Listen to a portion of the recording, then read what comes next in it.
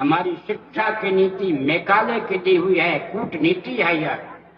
इसके आधार पर नीति अध्यात्महीन शिक्षा पद्धति के आधार पर, देहात्म भाव भाविक शिक्षा पद्धति के आधार पर हम सनातन वैदिक चेतना को जीवित रख ही नहीं सकते। हम अपने मस्तिष्क का सर्वांग विकास कर ही नहीं सकते। हमारी रक्षा की प्रणाली ऐसी है कि हम कभी भी सुरक्षित नहीं रह सकते। कृषि गौरक्ष वाणिज्य के प्रकल्प हमारे ऐसे हैं कि हम दरिद्रता के कगार पर पहुंचे बिना नहीं रह सकते। सेवा और उद्योग के प्रकल्प भी हमारे अपने नहीं हैं। संविधान की आधारशिला हमारी अपनी नहीं है। स्वतंत्र भारत में 70 वर्ष बीत जाने पर भी हिंदू एक नंबर का नागरिक नहीं। क्या है? सैद्धांतिक धरातल पर परतंत्रता, परतंत्रता, घोर परतंत्रता। इसी उद्देश्य से स्वतंत्रता की प्राप्ति चाहिए थी क्या? इस पर विचार करने की आवश्यकता है। और भारत में सत्ता, लोलुपता, दूरदर्शिता राजनीति का पर्याय बन चुकी है। इसके पीछे किसी का दोष नहीं है।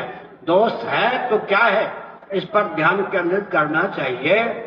अंग्रेजों की कूटनीति के कारण जिस प्रकार की शिक्षा पद्धति, नीति और अध्यात्म से विहीन भारत को प्राप्त है, उस शिक्षा पद्धति के आधार पर ही जिन व्यक्तियों का हृदय और मस्तिष्क बना है, उस हृदय और मस्तिष्क से युक्त व्यक्तियों के द्वारा संभव ही नहीं है कि भारत को भारत के रूप में उद्भाषित करें या भारत के मौलिक स्वरूप को समझ भी सकें।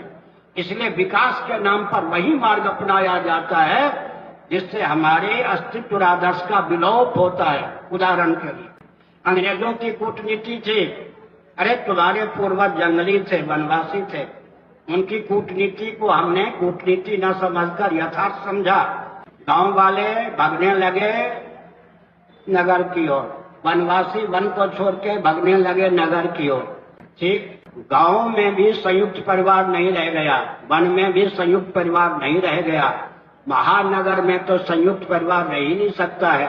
संयुक्त परिवार विहीनता के कारण सनातन कुल धर्म, जाति धर्म, वर्ण धर्म, आश्रम धर्म, कुल परंपरा, कुलाचार, कुल वधु, कुल देवी, कुल देवता, कुल गुरु सबका लोप हो गया।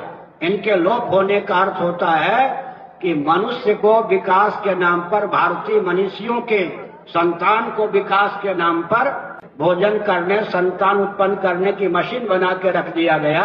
इसीलिए भारत को स्वतंत्रता चाहिए थी क्या? इस पर विचार करने की आवश्यकता है सज्जनों।